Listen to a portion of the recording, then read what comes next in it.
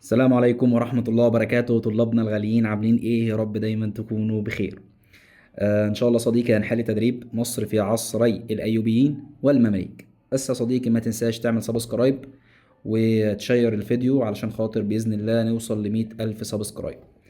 قبل أي حاجة يا صديقي بنبدأ الأول بالصلاة على الحبيب ونقول اللهم إني أسألك علما نافعا ورزقا طيبا وعملا متقبلا. تعالى كده صديقي نمسك أول سؤال. كانت الحروب الصليبية ظاهريا حروب دينية مقدسة بالفعل، لأن أنت عارف إن الصليبيين كان هدفهم إن هم ينتزعوا الأراضي المقدسة من إيد المسلمين، تمام؟ خاصة إيه؟ بيت المقدس. ولكن في باطنها، يعني في أسباب تانية خلت الصليبيين يبعتوا حملات. إيه هي بقى صديقي؟ أسباب توسعية. حتى هتلاحظ صديقي إن كان في أمراء اشتركوا في هذه الحملات لإنشاء إمارات مستقلة. معنى كده إن هم عايزين يتوسعوا في الشرق وينشئوا إمارات إيه؟ مستقلة لهم في الشرق، تمام؟ ففي باطنها حروب توسعية. سؤال رقم 2. أرسل الأوروبيون حملاتهم الصليبية للشرق مستغلين سوء أوضاع الشرق. في الوقت ده صديقي الصليبيين استغلوا إن في انقسام في القوى الإسلامية، في القوى الإسلامية، تمام؟ وضعف أحوال المسلمين. يعني يا صديقي المسلمين كانوا ضعاف جدا وكانوا منقسمين. يبقى أنا هنا بستغل يا صديقي، بستغل سوء أوضاع الشرق السياسية والعسكرية، تمام؟ لأن أنت عارف إن العالم الإسلامي في الوقت ده كان منقسم لخلافتين، خلافة عباسية وخلافة فاطمية. غير كمان يا صديقي إن الدولة العباسية ما كانش معاها جيش قوي تقدر تتصدى للحملات الصليبية دي. يعني الدولة العباسية يا صديقي كانت فرفورة ما تقدرش على الصليبيين. طيب، سؤال رقم 3. جاءت الفرصة الأولى للبابوية لتحقيق هدفها في السيطرة على الأماكن المقدسة المسيحية في الشرق عندما، كلام جميل، هنا بيقول لك الفرصة الأولى، الفرصة الأولى اللي هي الحملة الصليبية الأولى. نسأل نفسنا سؤال: إزاي بابا روما اللي هو أوربان الثاني قدر يحمس شعوب أوروبا، تمام، علشان خاطر يا صديقي يكون حملة صليبية إيه؟ أولى تروح للشرق؟ ايه السبب؟ قال لي والله في الوقت ده صديقي ان في واحد اسمه قلب ارسلان، ده كان حاكم الدولة السلجوقية. قلب ارسلان ده هزم الدولة البيزنطية في معركة ميلاسكيرت. عشان كده صديقي الامبراطور البيزنطي راح يبكي ويعيط لبابا روما، يقول له يا عم الحقني السلاجقة حاطين علينا، اللي هو اليكسيس كومينين. يبقى انا صديقي الفرصة جات لك ليه؟ لما حصل ايه؟ الدولة الإسلامية اللي هي دولة السلاجقة حققت انتصارات كبيرة على البيزنطيين. ده كان سبب أصلا الحملة الصليبية الأولى، هو انتصار السلاجقة على البيزنطيين في معركة ميلاثكيرت أو مانزكيرت، تمام؟ سؤال رقم 4. جاءت مشاركة النبلاء والفرسان في الحروب الصليبية على الشرق لتحقيق أهداف. طبعا دي حاجة واضحة، يعني النبلاء والفرسان يا صديقي اشتركوا في الحملات عشان عايزين يسيطروا على ممتلكات الشرق وخيراته. ممتلكات الشرق وايه وخيرات، عايزين بقى ننهب خيرات الشرق، تمام؟ يبقى انا صديقي دي اسباب اقتصادية. سؤال رقم 5. شعر الصليبيون بأنهم حققوا واجبهم الديني من الحملة الصليبية الأولى. طيب، هو إيه الواجب الديني؟ والله يا مستر هي أصلا الحملات الصليبية دي جاية علشان تنتزع الأراضي المقدسة، اللي هو إيه؟ اللي هو بيت المقدس. يبقى أنت حققت الواجب الديني لما سيطرت على بيت الإيه؟ المقدس. يبقى استولائهم أو إن هم استولوا يعني على بيت الإيه؟ المقدس. سؤال رقم 6. أكد نجاح الحملة الصليبية الأولى إن العالم الإسلامي في ذلك الوقت كان يفتقد ليه؟ طبعا مش محتاج، هي الوحدة السياسية. لأن أنت عارف يا صديقي كان في انقسامات سياسية، كان في انقسامات إيه؟ سياسية. هتلاحظ إن كان في شيعة اللي هي الدولة الفاطمية في مصر، تمام؟ وهتلاحظ إن في سنة اللي هي الدولة السلجوقية، ودي كانت موجودة في الإيه؟ في الشام. فطبعا هنا صديقي الصليبيين لو جم الشرق، هل السلجوقية دي هتتحد مع الدولة الفاطمية ضد الصليبيين؟ مستحيل، لأن هم أصلا بيكرهوا بعض. الفاطميين على المذهب الشيعي والسلجوقية على المذهب الإيه؟ السني. فده سهل على الصليبيين إن هم ينجحوا في الحملة الصليبية الإيه؟ الأولى. سؤال رقم 7. عند دخول عمرو بن العاص مصر أعلن التسامح الديني مع مسيحيي مصر، بينما ظهر الاضطهاد المسيحي الديني ضد المسلمين منذ حملتهم الأوروبية. طبعا انت عارف يا صديقي ان عمرو بن العاص لما دخل ادى المصريين ايه؟ الامان. ادالهم الايه؟ الامان. تمام. وطبعا يا صديقي طلع بنيامين، قال له تعالى يا ابني من مخبأك اللي انت في الصحراء ده، اللي هو طبعا بطريرك كنيسة الاسكندرية. حلو. وخلاه صديقي يرجع للكنيسة بتاعته عادي ويمارس المعتقدات الدينية. فعمرو بن العاص ادى للمصريين تسامح ديني، على عكس يا صديقي الصليبيين لما دخلوا بيت المقدس ارتكبوا مذابح حرفيا، وكانوا ما بيفرقوش كمان، كانوا بيقتلوا مسلمين وبيقتلوا يهود وبيقتلوا النصارى اللي هم المسيحيين اللي كانوا بيعارضوا الحملات الصليبيه دي. تمام. فده ظهر في الحمله الصليبيه الاولى، المذابح دي ظهرت في الحمله الصليبيه الايه؟ الاولى. وده معناه ان هم ما عندهمش تسامح ديني، هم اضطهدوا المسلمين. سؤال رقم 8: استفاد عماد الدين زنكي من الأخطاء التي وقع فيها المسلمون عند مواجهة الحملة الصليبية الأولى، وظهر ذلك من خلاله. كلام جميل. بص يا معلم، هي الحملة الصليبية الأولى جت فين؟ قال لي يا مستر جت في الشام. جت إيه؟ في الشام. طيب مين الدولة الإسلامية اللي كانت موجودة في الشام؟ قال لي الدولة السلجوقية. الدولة إيه؟ السلجوقية. الدولة السلجوقية دي كانت عبارة عن إمارات. كانت عبارة عن إيه؟ عن إمارات. يعني هي كانت عبارة عن إمارات كده وبيبقى ليها حاكم. تمام. بس المشكلة الحاكم ده بعد ما مات قلب أرسلان الحاكم ده كان ضعيف، فبدأ هنا كل أمير موجود على إمارة صديقي يتنازع مع الأمير الآخر. فهنا حصل إيه؟ صراعات وحروب داخلية بين أمراء السلاجقة. يعني هنا المسلمين مش متحدين. وانت عارف يا صديقي الانوبيس قال لك ايه؟ الاتحاد قوة والتفرقة ضعف. عشان كده عماد الدين زنكي صديقي اول حاجة عملها في كفاحه ضد الصليبيين انه بدأ يوحد المسلمين. ليه؟ بيستفيد بقى من الاخطاء اللي وقع فيها المسلمين في الحملة الصليبية الاولى. ما هو الحملة الصليبية الاولى نجحت عشان المسلمين كانوا منقسمين. تمام؟ يبقى هو توحيد الجبهة الاسلامية او تكوين جبهة اسلامية موحدة. سؤال رقم 9: نجح نور الدين محمود في الاستيلاء على مصر مستفيدا من سوء ايه؟ طبعا يا صديقي اصلا اللي خلى نور الدين محمود يجي مصر ويستولى عليها هو الصراع اللي كان داير ما بين شاور وضرغام. ما بين شاور وايه؟ وضرغام. ساعتها قلت لك شاور راح استنجد بقوات نور الدين محمود، وضرغام راح استنجد بملك بيت المقدس اللي هو عاموري. تمام. فطبعا نور الدين محمود استفاد من هذا الصراع، يعني استفاد من سوء الاحوال السياسيه اللي موجوده في ايه؟ في الدوله الفاطميه، لان هم طبعا كانوا بيتصارعوا، ده صراع سياسي، بيتصارعوا على منصب الوزاره او كرسي الوزاره. سؤال رقم 10: كان هدف نور الدين محمود من ضم مصر الى املاكه في الشام هو الاستفاده من مواردها ايه؟ طبعا انت عارف يا صديقي ان مصر لها ثقل استراتيجي، ده غير مصر يا صديقي قويه اقتصاديا، صح؟ ومصر فيها خير أجناد الأرض، فهقدر أستفيد من إمكانياتها البشرية. أجند المصريين في الجيش بتاعي، ما هو المصريين كده كده مسلمين. تمام. فده يساعدني في إن أنا أتغلب على الصليبيين لما أضم إيه؟ مصر. ليه؟ لأنه يا صديقي هيستفيد من مواردها العسكرية اللي هي إمكانياتها البشرية. تمام. سؤال رقم 11: سار صلاح الدين الأيوبي على خطى سيده نور الدين محمود تجاه الصليبيين، وقد ظهر ذلك من خلال، بص يا معلم، صلاح الدين الأيوبي ونور الدين محمود وعماد الدين زنكي التلاتة صاروا على نفس الاتجاه، وهو توحيد الجبهة الإسلامية. توحيد الجبهة الإيه؟ الإسلامية. يبقى هو توحيد القوى الإسلامية لحصار الصليبيين. هما التلاتة وحدوا القوى الإسلامية. سؤال رقم 12: حققت مواجهات صلاح الدين ضد الصليبيين في مرحلة الدفاع أهداف. بص يا معلم هنا بيكلمك على مرحلة الدفاع. هو في مرحلة الدفاع صلاح الدين عمل إيه؟ قال لي والله دخل في اشتباكات كده. تمام. اشتباكات خفيفة يعني عند حصن القرق. تمام. والشوبك. حصن القرق وإيه؟ والشوبك. ليه؟ قال لي عشان يأمن القوافل التجارية بين مصر والشام. يبقى دي أسباب اقتصادية. ما بقول لك قوافل تجاريه، يبقى اسباب ايه؟ اقتصاديه. ويأمن طريق الحجاج. يأمن طريق الايه؟ الحجاج. يبقى كده دينيه، يبقى اقتصاديه ودينيه. فين اقتصاديه ودينيه يا معلم؟ في مرحله الدفاع. اقتصاديه ودينيه في الدفاع، مفيش اقتصادية ودينية. تمام. طب نختار ايه هنا بقى؟ هي طبعا ملهاش علاقة بالعلمية، حلو، ولا اجتماعية.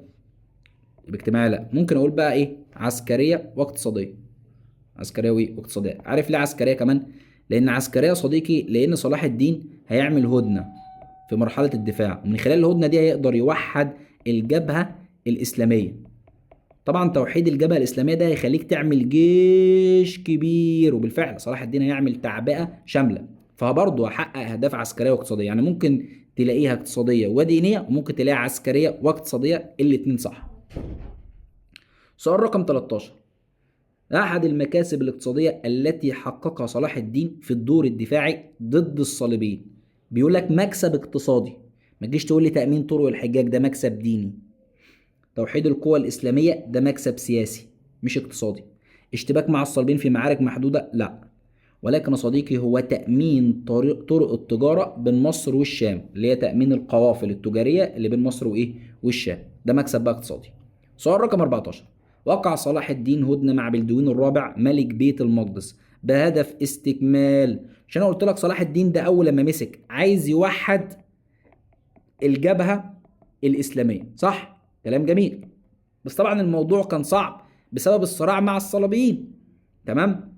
فجات له الفرصة على طبق من ذهب لما بلدوين الرابع عمل معاه هدنة لمدة 5 سنين. قال لك بس كده انا مش هتصارع مع الصليبيين، هتفرغ بقى، هتفرغ لإيه؟ لتوحيد الجبهة الإسلامية. توحيد الجبهة الإسلامية. تمام. وطبعا لما وحد الجبهة الإسلامية قلت لك ده يخليني أعمل تعبئة شاملة. خلينا نعمل ايه؟ تعبئه شامله. استفيد بقى من ايه؟ من المسلمين اللي في العراق وشبه الجزيره العربيه والشام ومصر، واقدر اعمل جيش كبير جدا يا صديقي عشان احارب الصليبيين. وبالفعل هيحارب الصليبيين في معركه حطين وينتصر عليهم في هذه المعركه. يبقى يا صديقي بناء قوته العسكريه. قلت لك توحيد الجبهه الاسلاميه هيساعده في بناء قوه عسكريه. سؤال رقم 15. السبب المباشر لقيام صلاح الدين بمحاربة الصليبيين في معركة حطين. بص يا معلم، صلاح الدين كان عامل هدنة مدتها 5 سنين. حلو، كلام جميل. طبعا لما بلدوين الرابع مات، في واحد هيخالف هذه الهدنة. مين بقى؟ قال لي واحد اسمه أرناط أو رينو دي شاتيو. أرناط ده صديقه يبدأ يهاجم قوافل الحجاج ويحاول يستولى على المدينة ومكة. فصلاح الدين يقول له ولا رجع القوافل يالا، ورجع فلوس المسلمين يالا. ارناط يقول له مش هعمل حاجه، واللي عندك اعمله. يقول له اللي عندي اعمله ماشي. صلاح الدين يا صديقي بقى يروح داخل في معركه حطين بسبب حماقه احدى امراء الشام، احدى امراء الصليبيين اللي هو ارناط. تمام. يبقى يا صديقي اهو نقد الصليبيين العقود والمواثيق، لان هو هنا نقد الهدنه اللي عملها بلدوين الرابع مع صلاح الدين. سؤال رقم 16.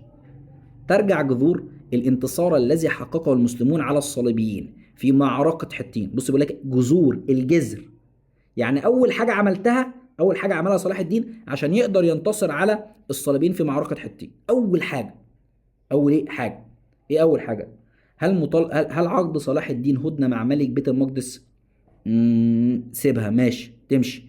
هل مطالبه صلاح الدين ارناط باطلاق الاسرى؟ دي مش اول حاجه، دي مش جذور الانتصار. هل منع وصول الصليبيين الى الماء؟ هو فعلا ده خلت المسلمين يحقق انتصار، بس دي مش الجذور، دي مش البدايه. انا عايز اول حاجه عملها صلاح الدين، لا. هل تراجع الدول الاوروبيه عن دعم الصليبيين؟ برضه لا. ولكن يا صديقي عقد هدنه مع ملك بيت المقدس دي بقى البدايه الحقيقيه لانتصارك في معركه حطين. ليه؟ عشان الهدنه دي خلتك تنهي على الانقسامات السياسيه وتوحد المسلمين، خلت المسلمين كلهم على قلب رجل واحد، كلنا اتحدنا يا صديقي. تمام. فدي كانت البدايه، دي اللي خلتني اعمل تعبئه شامله واعمل جيش كبير عشان اقدر اخش معاهم اصلا في معركه حطين. تمام. سؤال رقم 17. حقق ريتشارد قلب الاسد من صلح الرمله بعض من المكاسب، ومنها طبعا ده صديقي مكسب دين. ليه؟ انت في صلح الرمله صلاح الدين قال له بيت المقدس هيفضل في ايدينا. تمام. يعني المقدسات الاسلاميه هتفضل في ايدينا، في المقابل ان احنا هنخلي الصليبيين عادي جدا يجي يحجوا. فانت كده خدت ايه؟ مكسب ديني، ان الصليبيين هيجوا يحجوا، وده بيدل على التسامح الديني لصلاح الدين. سؤال رقم 18. كان استرداد المسلمين لبيت المقدس سببا مباشرا لقدوم كل من الحملتين الصليبيتين. بص يا معلم، انا عندي اللي استرد بيت المقدس اتنين.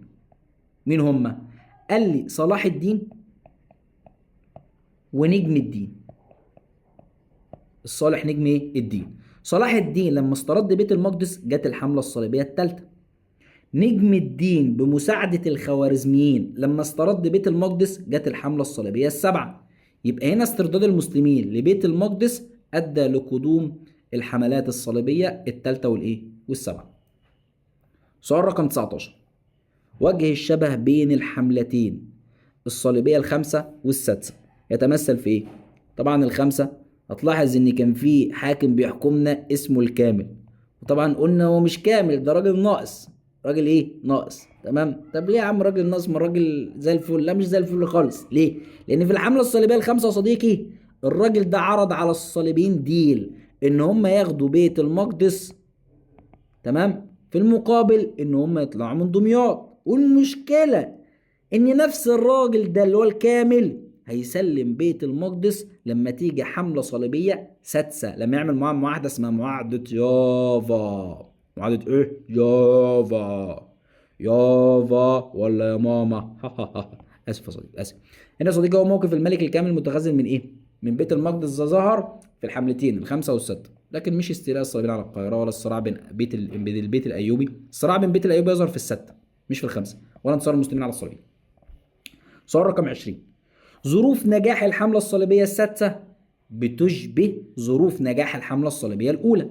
في إيه؟ يعني الحملة الصليبية السادسة نجحت ليه؟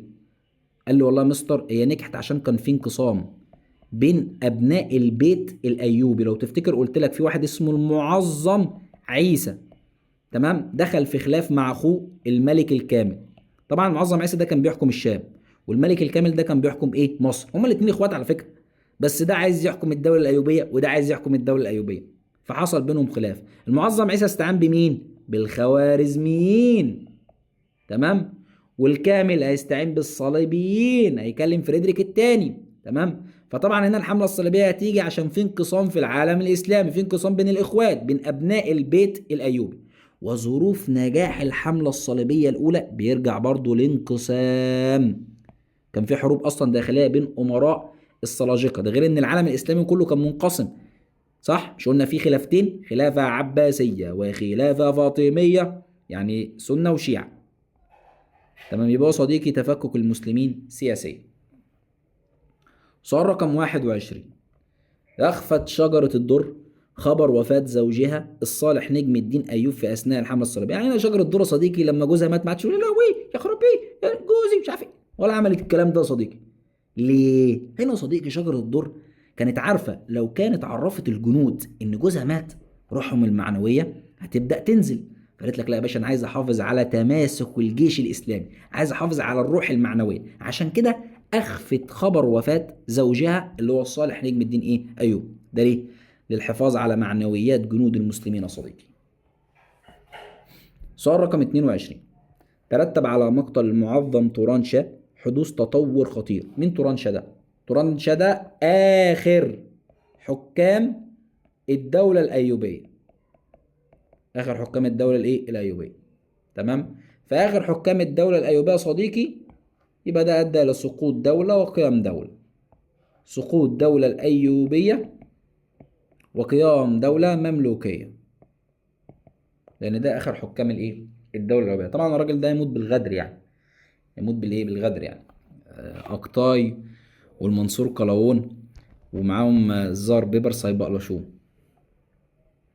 تعال نمسك المستوى الثاني بقى. بيقول لك استنجاد الامبراطور البيزنطي بالبابا اوربان الثاني يصنف من الدوافع، طبعا الدوافع الايه؟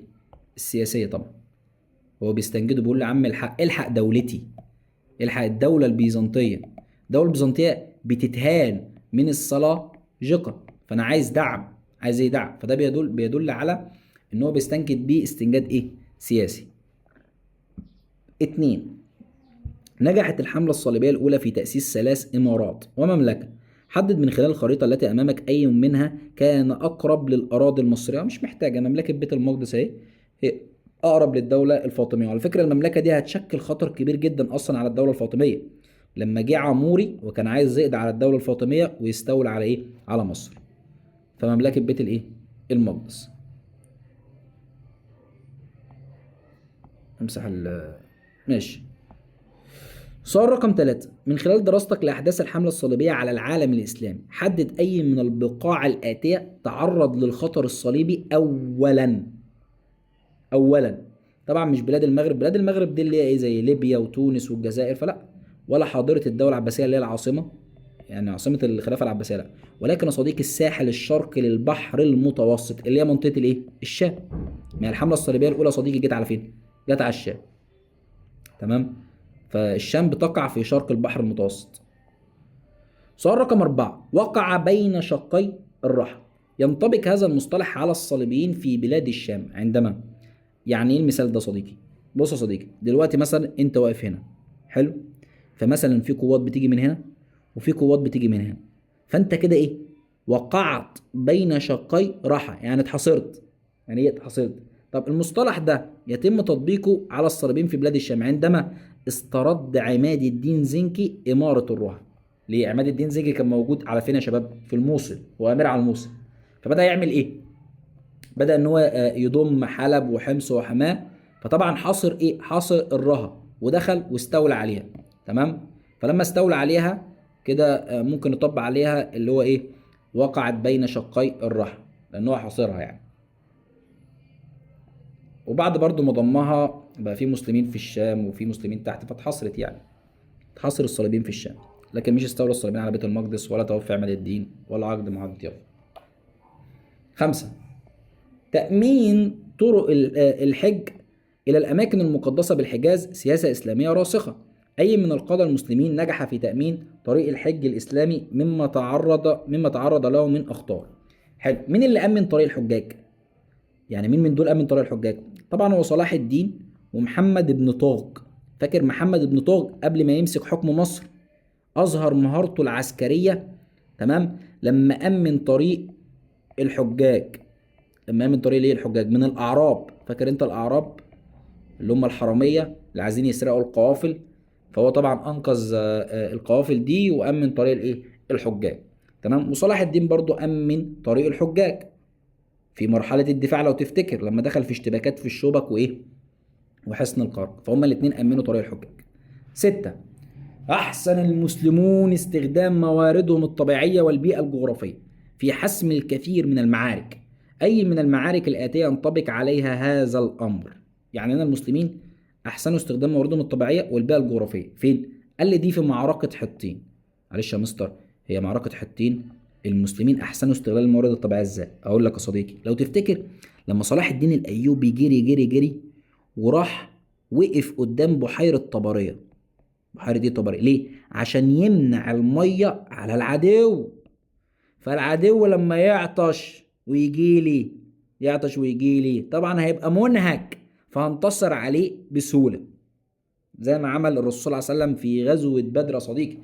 تمام. لما قال لك نشرب ولا يشربون، نسقى ولا يسقون. تمام. فانا اهو استفدت من الطبيعة الجغرافية اللي هي ايه؟ بحيرة طبرية. أي من المعارك التالية كانت نقطة تحول في مسار الصراع بين المسلمين والصليبيين الموجودة بالشام؟ طبعا يا صديقي اللي كانت نقطة تحول هي معركة حطين، لأن معركة حطين دي يا صديقي هتحول موقف الصليبيين من الهجوم للدفاع. بدل ما هم كانوا بيهاجموا هيبقى يدافعوا بقى، حتى لدرجة إن هم أدركوا إن وجودهم في الشام أصبح مستحيلا. أصبح إيه مستحيل؟ المسلمين نازلين ترخ ترخ يا صديقي. طبعا عين جالوت دي كانت مع المغول اصلا، منصوره لا ولا فرسكر ده اللي كانت نقطه في مسار الصراع بين المسلمين والصليبيين الموجودين بالشام. بتكلم هنا على الصليبيين اللي موجودين بالشام. تمام. فرسكر دي والمنصوره لها علاقه اصلا بالحمله الصليبيه السبعه اللي هم الصليبيين اللي جم من اوروبا. سؤال رقم 8، بعد استرداد صلاح الدين الايوبي بيت المقدس تقلص الوجود الصليبي ليتركز في امارتي. حلو. صلاح الدين استرد بيت المقدس وقبليه عماد الدين زنكي استرد إمارة الرها. يبقى كده بقى مع الصليبيين كام إمارة؟ 2، اللي هي طرابلس وأنطاكيا. سؤال رقم 9. الاستعانة بالقوى الخارجية أخطر على الأمة من مشاكلها الداخلية. في دول عبارة حدد أي من الشخصيات الآتية مارس هذه السياسة. يعني أنت عندك مشاكل داخلية، المشاكل الداخلية اللي عندك دي أهون بكتير من إن أنت تستعين بقوة خارجية. وده اللي عمله صديقي الملك الكامل. الملك الكامل كان عنده مشاكل داخلية، اللي هي طبعا بتتمثل في صراعه مع أخوه اللي هو المعظم عيسى. بس اللي عمله بقى اخطر من المشاكل الداخليه دي، انه راح استعان بقوه خارجيه، وهو الامبراطور الالماني فريدريك الثاني. تمام. سؤال رقم 10. المعركة التي قادها صلاح الدين الأيوبي وكانت نقطة تحول في الصراع بين المسلمين والصليبيين، طبعا دي كانت بتقع خارج الحدود المصرية. دي كانت في فلسطين يا صديقي، في حطين. في حطين، انما مش داخل حدود السلاجقة ولا حدود ارمينيا ولا حدود مصر. ارمينيا دي اللي هي في اسيا الصغرى، فمالهاش علاقة يعني. 11. حدد من خلال الخريطة التي امامك ثاني المناطق التي كانت عرضة للهجوم الحملة الصليبية السبعة. ثاني المناطق، ثاني المناطق، اولى المناطق دمياط. بص، تاني المناطق المنصورة. على فكرة المصريين اصلا غرقوا الصليبيين في المنصورة، يعني فتحوا السدود والترع واتغرقت الدنيا في الايه، في المنصورة. عشان كده انقطعت الصلة بين الصليبيين وبين قاعدتهم في دمياط. تمام. فطبعا يا صديقي ده حصل فين؟ في المنصورة. يعني تاني منطقة هم هاجموا عليها المنصورة. لا دي كمان الحملة الصليبية السبعة، سوري ده انا بحسبها الخمسة، انا اسف. في الخمسة برضو هم دخلوا دمياط، ومن دمياط للمنصورة برضو على فكرة في الخمسة. لكن في الحملة الصليبية السبعة هم المصريين ما غرقوهمش، لا. هو اللي تصدى ليهم في المنصورة الظاهر بيبرس البندقداري، البندق. قال له بندق ولا عين جمل؟ يخ يخ يخ يخ. اسف. سؤال رقم 12. حدد كانت منطقة غرب الدلتا مقصدا للهجمات الصليبية على مصر. السؤال ده فيه غلطة يا صديقي، السؤال ده فيه غلطة. تمام. لأن منطقة غرب الدلتا كانت مقصدا للهجمات الصليبية، ده كان في عهد الأشرف بيرسي بي. في عهد الأشرف بيرسي بي. هي ايه غرب الدلتا الأول؟ اللي هي مدينة الإسكندرية. مدينة الايه؟ الإسكندرية. لو تفتكر لما الصليبيين بدأوا يهجموا على مصر، على مدينة الايه؟ الإسكندرية من جزيرة قبرص، في عهد الأشرف بيرسي بي. ساعتها قلت لك الأشرف بيرسي بي جاب جانوس وزفه في القاهرة، اللي هو حاكم الصليبيين في ايه؟ في قبرص. حلو. لكن يا صديقي ما فيش اشرف بيرسيبي، فهنا دي مفروض تبقى شرق الدلتا، اللي هي دمياط. اللي هي دمياط، لان دمياط بتقع في شرق الدلتا. تمام. فطبعا هيبقى الملك الايه؟ الكامل. الملك الايه؟ الكامل. لكن انا ماليش دعوه بعماد الدين زنك خالص، ولا شيريكو، ولا المنصور قلاوون، لان المنصور قلاوون اصلا في عهده الصليبيين ما هاجموش على مصر. تمام. فالملك الكامل مرتبط بدمياط، فدمياط دي بتقع في شرق الدلتا وليس غربها.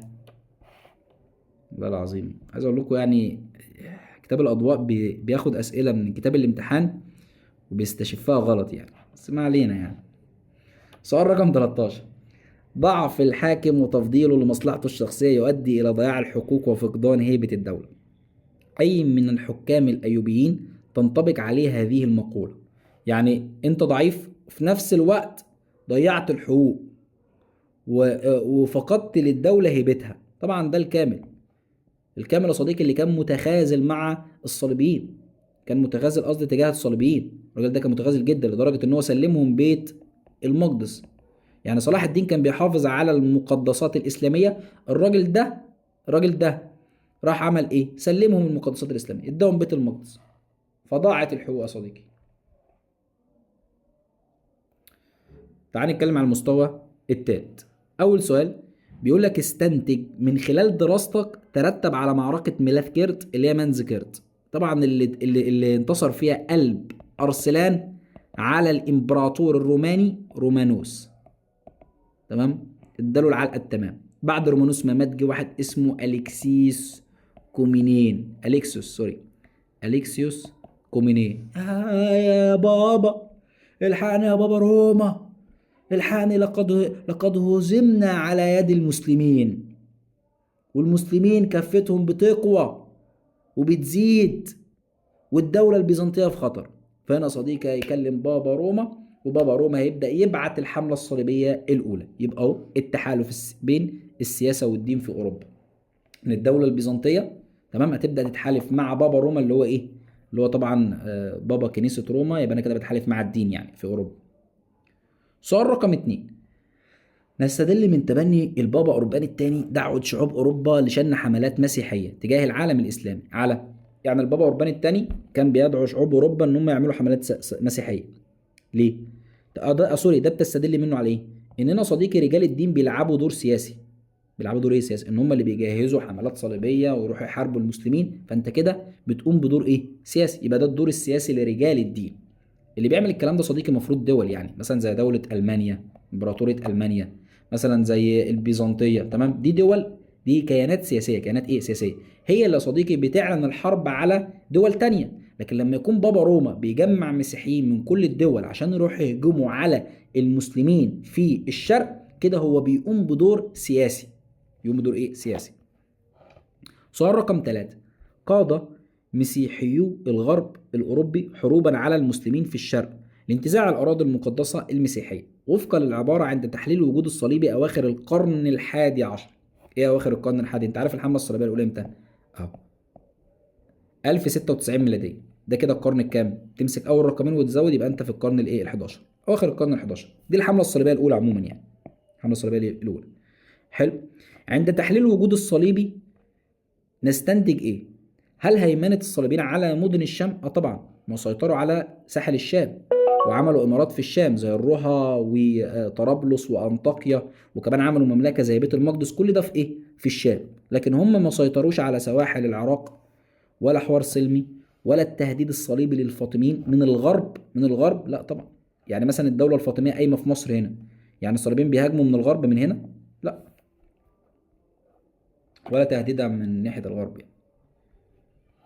سؤال رقم 4، مشاركة الفرسان والعبيد في الحملات الصليبية على المشرق الإسلامي. طبعا انت عارف ان الفرسان والنبلاء عايزين يستولوا على خيرات الشرق وممتلكاته.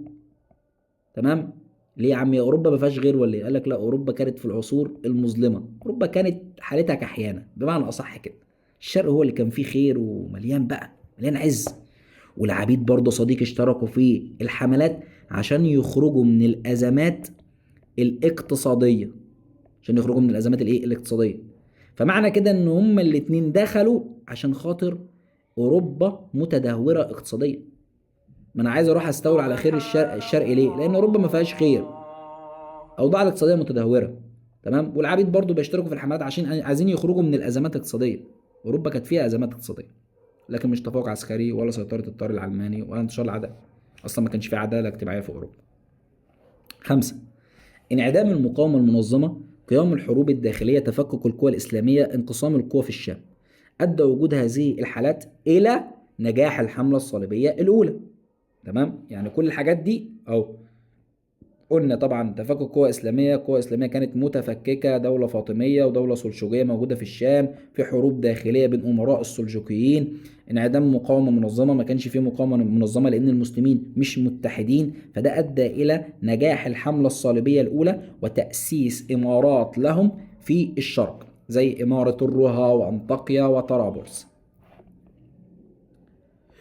سؤال رقم 6، أطلق الصليبيون على مدينة بيت المقدس مملكة، لأن دي الأراضي المقدسة صديقي. دي الأراضي المقدسة. ده يعتبر الهدف المعلن للحملات، إن أنت جاي أصلا عشان تستولى على الأراضي المقدسة، عشان كده خليتها مملكة. الباقي إمارات، إنما دي هتبقى مملكة لأن دي الأراضي المقدسة. يبقى أنا صديقي بيرجع لمكانتها الدينية عند الصليبيين. سؤال رقم 7، نستفيد من حركة جهاد عماد الدين زنكي ضد الصليبيين. ايه اللي هتستفيده من حركة عماد الدين زنكي؟ ايه اللي انت استفدته؟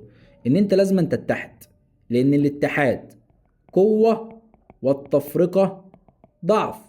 فانت لما اتحدت قدرت ان انت تنتصر على الصليبيين وتاخد منهم امارة الرها. يبقى اللي انا استفدته ضرورة توحيد الجبهة الايه؟ الاسلامية.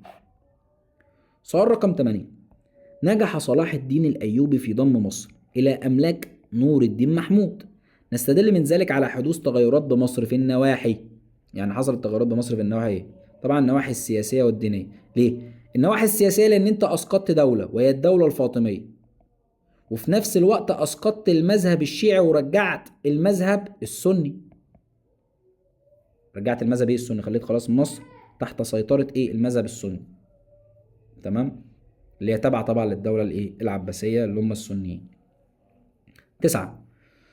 توقع من خلال دراستك لم يفكر صلاح الدين في ضم بلاد المغرب الإسلامي إلى جبهته الإسلامية ضد الصليبيين لأسباب. يعني ليه مثلا صلاح الدين لما قال لك عايز أوحد العالم الإسلامي ضد الصليبيين، قال لك بقى وحد اللي في العراق، اللي في شبه الجزيرة العربية، اللي في الشام ومصر، كل دول يتحدوا لمحاربة الإيه الصليبيين. طب وبلاد المغرب ليه ما فكرتش فيها؟ قال لك المغرب كده كده بعيدة، بعيدة عن الخطر الايه الصليبي. تمام، لكن المناطق دي كلها قريبة من الخطر الايه الصليبي. يبقى دي بترجع لأسباب جغرافية. لأسباب ايه جغرافية. 10. نتج عن رغبة صلاح الدين في القضاء على الانقسامات السياسية قيامه بإيه؟ يعني صلاح الدين عنده الرغبة في إنه يقضي على الانقسامات، المسلمين منقسمين. تمام، فراح عمل إيه؟ عمل هدنة مع بلدوي اللي هي مدتها 5 سنين. لأن ال5 سنين دول لما أعمل معاك هدنة، لا أنت تحاربني ولا أنا حاربك. تمام، كده أنا هبقى فاضي بقى في إن أنا أوحد الجبهة الإسلامية، في إن أنا أنهي على الانقسامات الإيه السياسية. يبقى رغبتي في القضاء على الانقسامات السياسيه خلتني اعمل هدنه مع بلدوي عشان اتفرغ لايه؟ لتوحيد المسلمين. سؤال رقم 11. انتهت الحمله الصليبيه الثالثه بعقد صلح الرمله، ويعتبر ذلك دليلا على ايه؟ يعني الحمله الصليبيه الثالثه صديقي انتهت بان انت عملت صلح اسمه صلح الرمله. طب وده دليل على ايه؟ طبعا دليل على يأس الصليبيين في تحقيق اهدافهم. ليه؟ الصليبيين كان عندهم هدف ان هم يستولوا على بيت الايه؟ المقدس. حلو، بس ما عرفوش بسبب مقاومة مين؟ صلاح الدين. فانت ما عرفتش تجيب بيت المقدس، فاضطريت انك تعمل صلح الرمل مع صلاح الدين، لان انت يئست في تحقيق الهدف. انما ملهاش علاقة اصلا بالمغول ولا تراخي المسلمين ولا قدرة ريتشارد قلب الاسد على المناورة. المناورة ده اللي هو زي الخداع وكده يعني، فلا ملهاش علاقة. 12. نتج عن توقيع صلح الرملة بين المسلمين والصليبيين. يعني انت لما عملت صلح الرملة ده نتج عنه ايه؟ طبعا ده نتج عنه صديقي، احنا نعرف الاول النتيجة. هو النتيجة ان بيت المقدس فضل في ايد المسلمين. فضل في ايد الايه المسلمين. هو بيت المقدس ده انت استردته امتى؟ في معركة حطين. فانت كده بتثبت انتصارك في معركة حطين. يبقى هو تثبيت انتصار المسلمين في معركة حطين. محدش يقول لي ظهور قدرة صلاح الدين، انا بتكلم هنا على النتيجة بتاعت صلح الرملة. اقرا الصلح نتيجته ايه؟ ان بيت المقدس هيفضل في ايدينا. طب وانا بيت المقدس ده خليته في ايدينا امتى؟ في معركه حديد. يبقى انا كده بثبت انتصاري. بثبت ايه؟ انتصاري. سؤال رقم 13. فشلت الحمله الصليبيه الخامسه في تحقيق اهدافها بسبب. طبعا الحمله الصليبيه الخامسه دي هنسميها بالحمله الغرقانه. اللي هي الغرقانه، مين اللي غرقها؟ الشعب، اللي هم الفلاحين. تمام، فطبعا يا صديقي الحمله الغرقانه يبقى حسن استخدام المصريين للطبيعه الجغرافيه اللي هو ميه النيل بمعنى اصح، لدرجة إن المؤرخين وصفوا إن الأرض انفجرت تحت أقدام الصليبيين من كتر المية يعني. 14. الدراسة الجيدة لأحداث الحملة الصليبية السادسة تؤكد. يعني أنت لما تيجي تدرس الحملة الصليبية السادسة كده دي بتأكد إيه؟ هل أنت استخدمت الأمثل للموارد المتاحة؟ لا، ده في الحملة الصليبية الخامسة. هل ضرورة توفير القوى العسكرية؟ لا، ما حصلش. ولا التصدي، لأن أصلا عمنا الكامل في الحملة الصليبية الستة ما تصداش للعدو، بالعكس ده سلمهم بيت المقدس عن طريق معاهدة إيه؟ يافا. يبقى هنا ممكن ندرس جيدا بقى. الدراسة الجيدة هي القوة الأجنبية لا تسعى إلا لمصالحها، والدليل إن فريدريك ده كان جاي عشان مصلحته، إن هو ياخد بيت المقدس. ما تفتكرش إن هو كان جاي عشان يساعد الكامل. طب ما هو الكامل اصلا، الكامل كان اصلا اخوه مات اللي هو المعظم، فخلاص المصلحه اللي انا كنت عايزك عشانها خلصت. قال له انا جاي عشان مصلحتك انت؟ انا جاي عشان مصلحتي انا عايز بيت المقدس. فعمل معاهده يافا وسلمه بيت المقدس. اختلفت معاهده يافا عن صلح الرمله. صلح الرمله صلاح الدين حافظ على بيت المقدس، انما معاهده يافا صلاح الكامل سلمهم بيت المقدس. الله اكبر الله. يبقى الاحتفاظ ببيت الايه المقدس، ده الاختلاف. صلح الرملة انت احتفظت ببيت المقدس. الله اكبر، الله اكبر، الله اكبر، الله اكبر، الله اكبر، الله اكبر. 16. من خلال دراستك لدور المسلمين في مواجهة الصليبيين استنتج أي الدول الإسلامية هي التي تصدت لأكبر عدد من الحملات؟ طبعا الدولة الأيوبية تصدت ل4 حملات. أشهد أن لا إله إلا الله، أشهد أن لا إله إلا الله، أشهد أن لا إله إلا الله. الدولة الأيوبية. أشهد أن لا إله إلا الله، أشهد أن لا إله إلا الله.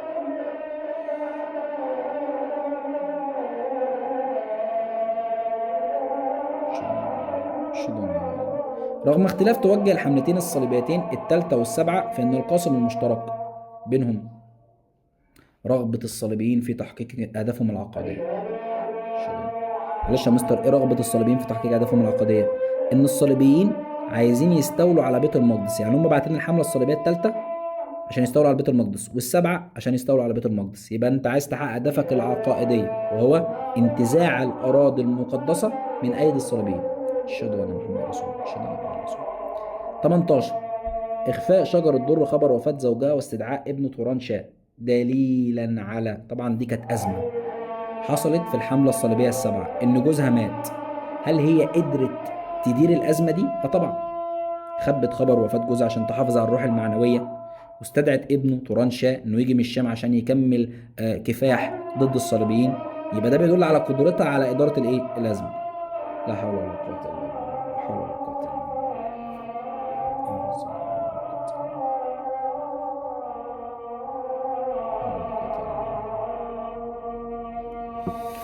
استخدام حرب الشوارع قيادة الأمير بيبرس تنظيم الدفاع في المدينة.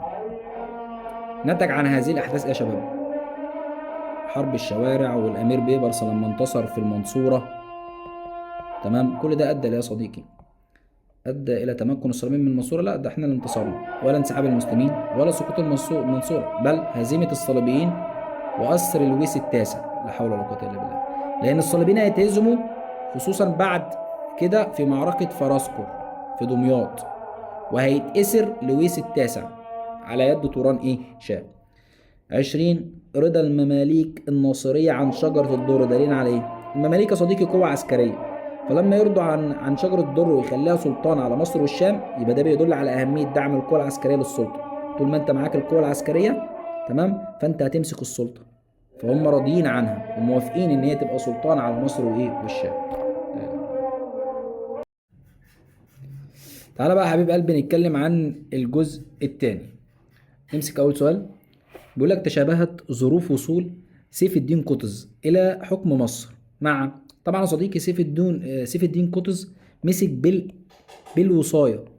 مسك بالإيه؟ بالوصاية، يعني كان واصي على المنصور علي. منصور إيه؟ علي. تمام، ده نفس الكلام يا صديقي لقافور الإخشيد. قافور الإخشيد يا صديقي مسك برضو كان واصي على مين؟ على أبي القاسم أنجور. أبي القاسم إيه؟ أنجور. يبقى الاتنين بيتشابهوا مع بعض. توليد سيف الدين قطز أتابكا لمصر كان بسبب، يعني سيف الدين قطز صديقي مسك مصر بسبب إيه؟ قال له والله عشان خاطر كان ابن عز الدين أيبك اللي هو ماسك مصر كان صغير في السن، عشان كده هو مسك أتابكا يعني نائبا عليه. نائبا إيه؟ عليه أو واصي عليه. واصي عليه. يبقى صديقي دي بترجع لعامل السن لرئيس السلطة آنذاك اللي هو المنصور علي، ده كان رئيس السلطة وده كان سنه صغير، عشان كده هو مسك أتابكا لمصر. سؤال رقم 3. تمثل الهدف من اجتماع السلطان قطز مع أمراء المماليك والعلماء بعد مطالبة المغول لمصر بالاستسلام. يعني صديقي الراجل قطز قعد مع أمراء المماليك والعلماء، تمام، طب هدفه إيه؟ قال له والله يا مستر كان هدفه إن هو يحافظ على الروح المعنوية. تمام، لأن أنت عارف إن المغول كانوا بيخوفوا المصريين لما قالوا لهم سلموا امركم واتعظوا بغيركم، فهو صديقي عايز يحافظ على الروح الايه؟ المعنويه، وفي نفس الوقت صديقي بيقعد مع العلماء زي العز ابن عبد السلام، تمام، عشان عايز يعمل اعداد للجيش قبل المعركه، فبيقول له عايزين نلم فلوس. فالعز بن عبد السلام بيقول له جمع اموال من المماليك والامراء اولا والاغنياء قبل ما تلم من ايه؟ من الشعب. تمام، فهو طبعا هو عايز يعمل اعداد للجيش وعايز يحافظ على الروح المعنويه، يبقى هو بيجهز الجيش نفسيا وعسكريا، انما مش جمع الاموال فقط، لا الاتنين، نفسيا واجمع اموال عشان اجهز نفسي عسكريا، ولا توقيع اتفاق مع الصليبيين ولا تطوير الزراعه. سؤال رقم 4. ظهرت نتائج معركة عين جالوت السياسية. بص لما يجي يقول لك نتيجة سياسية وانا مغمض عيني ان تم اتحاد مصر والشام تحت حكم الايه؟ المماليك. يبقى النتيجة السياسية هو توحيد بلاد العالم الاسلامي اللي هو مصر والشام. مصر وايه؟ والشام. تمام، دي نتيجة سياسية كده. سؤال رقم 5. تشابهت نتائج معركتي عين جالوت وحطين في كده. انا عايز تشابه بين المعركتين. هل التوسع الجغرافي؟ لا، اللي عمل التوسع الجغرافي هي معركة حطين، لان صلاح الدين بعد انتصاره على حطين بدأ ان هو يسيطر على المدن الساحلية، وبدأ ان هو يسيطر على البيت المقدس. فانت كده عملت توسع ايه؟ جغرافي. عملت توسع جغرافي. لكن يا صديقي المماليك ما عملوش توسع جغرافي بعد معركة عين جالوت. محدش يقول لي ده ضم الشام. يا باشا الشام دي اصلا كانت بتاعت مصر، الجزء ده كان بتاع مصر. تمام. فهو طبعا ما سيطرش على اراضي تانية غير الاراضي اللي كانت تابعه لمصر. تمام. يعني مثلا ما سيطرش على اراضي بيسيطر عليها الصليبيين، يعني هو ما عملش كده توسع. لا، هي الشام دي كانت بتاعتنا، المغول دخلوا فاحنا دخلنا وانتصرنا عليهم وفضلنا محافظين عليها، لكن ما عملناش توسع ايه؟ جغرافي. تمام. لكن ممكن اقول رفع روح المعنويه وكسر اسطوره قوه الاعداء، لان فعلا صديقي المعركه دي قدرت، اذا كان المعركه دي او دي، ان من نتائجها رفع الروح الايه؟ المعنويه، لان انت رديت اعتبار العالم الاسلامي. تمام. وكسرت اسطوره قوه الاعداء، لان الصليبيين كانوا اقوياء وكانوا هم اللي بيهاجموا فتحولوا من الهجوم الى الدفاع. تمام. ونفس الكلام في عين جالوت، كسرت اسطوره قوه الاعداء، لان كانت في اسطوره بتقول لك ان المغول جيش لا يقهر، فانت قهرته. سؤال رقم 6. هدف تحالف المغول مع الصليبيين بعد معركة عين جالوت إلى، يعني يا صديقي أنت عارف إن في واحد اسمه أبغى، ده كان قائد الإيه؟ المغول. الراجل ده صديقي عايز ياخد بطار المغول لأن هم اتضربوا في عين جالوت، فراح عمل إيه يا صديقي؟ راح بدأ إن هو يعمل تحالفات، من بينهم إنه تحالف مع ملك أرمينيا اللي هو ليو الثالث. تمام. ده ملك أرمينيا، ده من الصليبيين يا صديقي، ده إيه؟ من الصليبيين. طب هو ليه بيعمل كده؟ قال لي عشان يقضي على قوة المماليك. ما هو عمل التحالف ده ضد المماليك وعايز ياخد بطاره من الهزيمة اللي حصلت في معركة عين جالوت. سؤال رقم 7. استرد إمارة طرابلس عام 1289 على يد. طيب بص يا معلم، أنا عندي إمارة الرها استردها عماد الدين زنكي، بيت المقدس استرده صلاح الدين، ولما اتاخد تاني استرده نجم الدين. حلو. الامارات اللي بعد كده بقى، امارة انطاكيا استردها المعلم بيبرس. امارة طرابلس اللي هي اخر الامارات استردها المنصور قلاوون. وخلي بالك في فرق بين اخر الامارات واخر المعاقل. يعني لما اقول لك مين استرد اخر امارة صليبية في الشرق هتقول لي المنصور قلاوون. تمام. بس لسه كانوا الصليبيين موجودين وليهم معاقل زي عكا. اللي هيسترد عكا بقى يجي بعد كده هو الاشرف خليل بن قلاوون. تمام. فخلي بالك بين اخر اماره واخر معقل. سؤال رقم 8. نجح الظاهر بيبرس في هزيمه التحالف ضد المسلمين الذي اقامه المغول مع، يعني بيبرس صديقي قدر يحط على المغول، ودي في معركه الابلستاين. معركه الايه؟ الابلستاين. حلو. طيب هو المغول كانوا بيحاربوا لوحدهم في المعركه دي؟ قال لي لا، كانوا عاملين تحالف مع السلاجقه. مع ايه؟ السلاجقه اللي هم المسلمين، وده معناه ان كان في عداء بين السلاجقه والمماليك، عشان كده السلاجقه اتحالفوا مع المغول ضد المماليك. 9. نجح المنصور قلاوون في معركه حمص انه ابرز ايه؟ طبعا هنا المنصور قلاوون يا صديقي قدر برضه ان هو ينتصر على التحالف اللي عمله ابغى المغولي. راح عمل تحالف مع ملك ارمينيا. ملك ايه ارمينيا؟ اللي هو اليو الثالث. يولي الثالث. طب وده بيدل عليه؟ بيدل ان المنصور ده جامد. ما هو لو مش جامد ما كانش هينتصر. يبقى ده بيدل على قوة المماليك الايه؟ العسكرية، لان هو اللي انتصر في معركة حمص. سؤال رقم 10. استيلاء الاشرف خليل على عكا اللي هي اخر معاقل الصليبيين. اخر معاقل ايه؟ الصليبيين. طب استيلاءه على اخر معاقل الصليبيين ده ادى اليه؟ طبعا ده ادى الى انهاء الوجود الصليبي في الشام، لان الاشرف ده هو اللي هيطهر الشام من الخطر الصليبي، ويخليهم يجروا ويتمركزوا في جزيرة هنا اسمها جزيرة قبرص. اسمها جزيرة ايه؟ قبرص. تمام. فهو اللي أنهى الوجود الصليبي في الشام بعد ما فتح حكة طبعا، وخد منهم مدن زي صيدا وصور وطرطوس. سؤال رقم 11. تمثلت النتيجة المباشرة لمعركة مرج الصفر التي قادها الناصر محمد ابن قلاوون ضد المغول في. طيب انت لما عملت المعركة دي رحت لما انتصرت في المعركة دي رحت عملت صلح مع المغول. تمام. الصلح ده خلى المغول ما يهاجموش المسلمين تاني، يعني بمعنى انت كده انهيت على الخطر الايه؟ المغولي. انهيت على الخطر ايه؟ المغولي. يبقى انتهاء الصراع الاسلامي المغولي. انتهى الصراع الاسلامي الايه؟ المغولي. سؤال رقم 12. الهجوم على قبرص بقيادة الاشرف بيرسبي كان رد فعل على. طبعا يا صديقي الاشرف بيرسبي ده، اشرف بيرسبي لقى ان ملك جزيرة قبرص اللي هو ملك الصليبيين اسمه جانوس، راح عمل ايه؟ هاجم الاسكندريه والناس بتصلي يوم الجمعه، هدموا بقى البيوت والمساجد وسرقوا الاسواق واعتدوا على الاطفال والنساء. فهنا صديقي الاشرف بيرسبي راح عمل ايه؟ هاجم جزيره قبرص، وطبعا خد جانوس ده. تمام. اثره وزفه في القاهره. زفه يعني قال لك جانوس جانوس مربوط زي الجاموس جاموس. تمام. فطبعا يا صديقي ده رد فعل على الاعتداء على احدى المدن شمال مصر. اللي هي احدى مدن شمال مصر اللي هي الاسكندريه. انت لما اعتديت على اسكندريه تمام كان لازم يبقى ليها رد فعل، وده اللي حصل من الاشرف بيرسبي.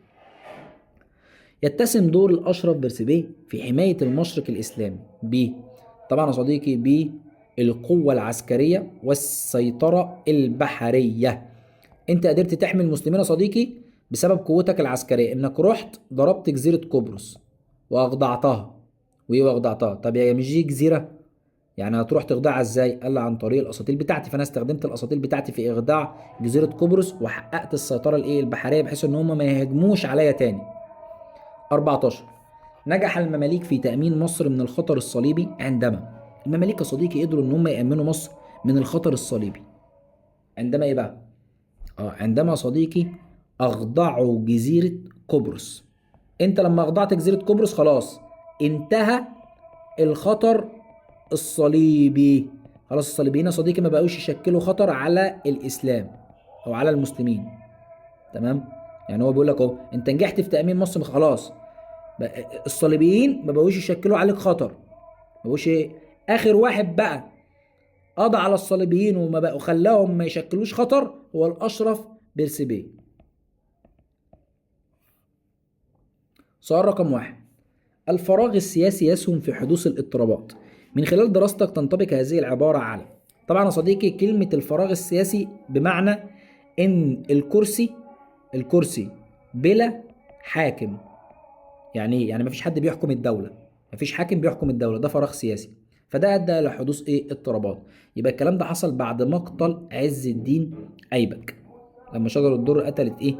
عز الدين ايبك، حصل فراغ سياسي. عشان كده حتى المماليك عشان يحققوا الاستقرار راحوا جايبين ابنه اللي هو المنصور علي وحطوه على الحكم لتستقر الامور. سؤال رقم 2. اخضاع الخصم نفسيا قد يغني عن السلاح. حاول هولاكو قائد المغول تطبيق هذه العبارة من خلال يعني المغول كانوا بيحاولوا ان هم يخضعوا الخصم نفسيا. لما بعتوا رسالة صديقي قالوا فيها اتعظوا بغيركم وسلموا امركم. يبقى ارسال رسالة تهديد، انا بخوفك. شفت بغداد حصل فيها ايه؟ دمرناها. تسلم نفسك ولا ندمرك؟ فطبعا انت تخاف فتسلم ايه؟ نفسك. سؤال رقم 13. التحضير المسبق يضمن النجاح. في ضوء دراستك طبق سيف الدين قطز هذه المقولة من خلال قيامه بإيه؟ طبعا يا صديقي ده عن طريق إنه عمل إعداد للقوة العسكرية. إزاي يا مستر؟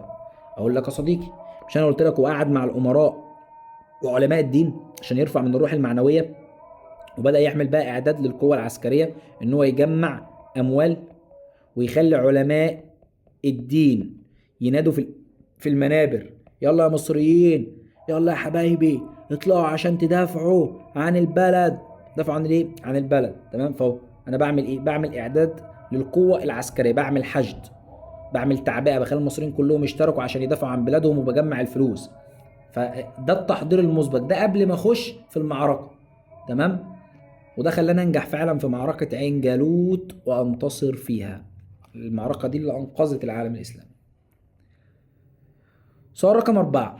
لجوء قطز إلى الشيخ العز بن عبد السلام لجمع الأموال للحرب عبر عن مبدأ. طبعا هو قعد صديقي وتشاور معاه في جمع الأموال، فهنا أشار عليه العز بن عبد السلام إنه يجمع فلوس من الأمراء والأغنياء قبل ما يجمع من إيه؟ من الرعية، من عامة الشعب. تمام. فهنا العز بن عبد السلام اداله مشورته في تحقيق العدالة الاجتماعية. ده بيظهر يا صديقي مبدأ الإيه؟ الشورى. القائد الحقيقي يقود بنفسه في أصعب اللحظات. طبق السلطان سيف الدين قطز هذه المقولة أثناء معركة عين جالوت من خلال، بيقول لك إن السلطان سيف الدين قطز طبق هذه المقولة، اللي هو القائد الحقيقي بيقود بنفسه. بيقود إيه بنفسه؟ هل الانسحاب من المعركة لا طبعا، قطز ما انسحبش من المعركة.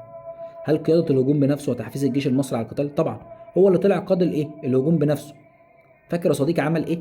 عشان خاطر يحفز الجيش في قلب المعركة، لما قلع الخوذة وقال: اللهم انصر عبدك الفاني قطز وإسلاما وإسلاما. تمام. فطبعا هو اللي قاد الهجوم، وهو اللي كان بيحفز الجيش على القتال، وكل ده بنفسه. 6. المستحيل ممكن إذا خلصت النوايا وتمت معالجة الأضرار النفسية. أي من المعارك الآتية مرتبطة بتلك المقولة. طبعا دي معركة عين جالوت. ليه؟ لأن يا صديقي كان في مستحيل. إيه المستحيل؟ إن أنت ما تقدرش على المغول. بيقول لك ده جيش لا يقهر. وعايز أقول لك إن المغول في البداية انقضوا على المسلمين. انقضوا عليه المسلمين، يعني كانوا بيهزموا المسلمين في البداية، لحد ما صديقي قدر قطز انه يعالج الاضرار النفسيه ويرفع الروح المعنويه لما يظهر شجاعته في القتال. لما يظهر شجاعته في القتال. وقلت لك لما رمى الخوذه وقال: اللهم انصر عبدك الفاني قطز واسلاما واسلاما. سؤال رقم 7. اي من الاتي يعد مكاسب حققتها دوله المماليك لنفسها، يعني مكسب لدوله المماليك بس في معركة عين جالوت؟ هل توحيد مصر والشام؟ هو ده مكسب ليه؟ لدولة المماليك، ان انت هتحكم مصر وايه؟ والشام، وحدت مصر والشام. ودي نتيجة ايه؟ بتاع ده سياسية. انما القضاء على اسطورة الجيش لا تقهر ده مش مكسب لدولة المماليك لنفسها. انت كده حميت العالم الاسلامي كله، ورد اعتبار بلاد الشرق ده العالم الاسلامي كله، وانقاذ حضارة الاسلام ده العالم الاسلامي كله. انما المماليك نفسها حاجة ليها هي بس، هو توحيد مصر والشام في ايه؟ وحدة واحدة. سؤال رقم 8. الهجوم السريع يسبق خطة العدو. طبق الظاهر بيبرس هذه الحكمة. بيبرس هجم الأول وهجم بشكل سريع. ده في إيه؟ قال لي يا مستر: لما استولى على المدن والحصون الصليبية في الشرق، استولى صديقي على إمارة أنطاكيا، واستولى صديقي على أرسوف وحصن القرق ويافا. تمام. كل المناطق دي استولى عليه. ليه؟ هجم سريع، تك تك تك، قبل ما العدو يعمل أي خطة. فأنا هجمت بشكل سريع ومفاجئ واستوليت على كل ده. سؤال رقم 9. ردع المعتدي في نفس الوقت أفضل من الانتظار. إنك تردع المعتدي في نفس الوقت أفضل من الانتظار. أفضل ما أنا أقف له أستناه لحد ما يجي لي، لا أنا أطلع له وأردعه. تمام. بيقول لك: طبق المنصور قلاوون هذه المقولة عندما صديقي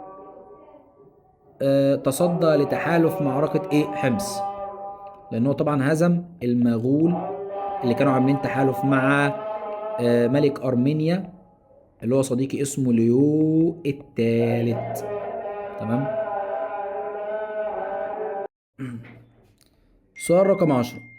القائد الحاسم يغير مجرى المعركة. حدد هناك علاقة بين هذه المقولة وقيام السلطان الأشرف خليل. انت عارف الأشرف خليل ده عمل ايه يا صديقي؟ الأشرف خليل ده صديقي هو اللي قدر ياخد عكا. يعني هو فتح آخر معاقل الصليبيين في الشام وهي عكا، وخد طبعا صور وصيدا وطرطوس وهوبا وهوبا وهوبا وهو حصار عكا لأكثر من شهر وهدم معاقل الصليبيين. تمام. ده اللي عمله السلطان أشرف خليل. بس خلاص. من يدافع عن بلاده يرفع من مكانته. من خلال دراستك تطابق هذه العبارة مع موقف الأشرف بيرسباي. اه يا بيرسباي. بيرسباي يا صديقي هو اللي خد حق الاسكندريه، عروس البحر يا صديقي، اللي اتهانت يوم الجمعه. يوم الايه؟ الجمعه. تمام، من جزيره قبرص صديقي. الصليبيين في قبرص صديقي هجموا على الاسكندريه وقاموا بتدمير المساجد والبيوت، وسرقوا كمان الاسواق، واعتدوا على الاطفال والنساء. فطبعا هنا الاشرف بيرسباي دافع عن بلاده عن طريق شن الحملات البحريه على قبرص، وأسر ملكها اللي هو جانوس. المستوى الثالث يا صديقي، يدل اضطراب الأحوال في مصر بعد مقتل عز الدين أيبك على، يعني هنا عز الدين أيبك لما اتقتل حصل اضطرابات، عشان كده المماليك قال لك لا ده احنا لازم نحط حاكم بسرعة، اللي هو ابنه المنصور علي، وهيبقى عليه طبعا اللي من فريق عز الدين أيبك اللي هو قطز، لأن قطز من فريق عز الدين أيبك، أما بيبرس من فريق أقطاي. أقطاي وعز الدين أيبك على فكرة صديقي كانوا فريقين يعني وأعداء يعني. فطبعا قطز وبيبرس دول برضو كانوا أعداء خلي بالك، بس هيتحالفوا عشان يواجهوا المغول، وبعد ما ينتصروا على المغول بيبرس يقضي على قطز ويقتله. ها ها ها. طيب يبقى هنا صديقي اضطراب الأحوال بيدل عليه إن لازم يبقى فيه وجود قيادة قوية، لازم يبقى فيه حاكم قوي يقدر يسيطر على البلد. عشان ايه الاضطرابات دي؟ نستدل من توليد سيف الدين قطز اتابكية السلطنة بعد مقتل عز الدين ايبك. بعد مقتل ايه؟ عز الدين ايبك. طبعا يا صديقي ده بيدل على قدرة المماليك في اتخاذ قرارات ايه؟ سريعة. ليه؟ انا دلوقتي مسك عيل صغير اسمه المنصور علي، تمام، مش هيقدر يسيطر على البلد ولا هيقدر كمان يتصدى للخطر اللي جاي اللي هو المغول.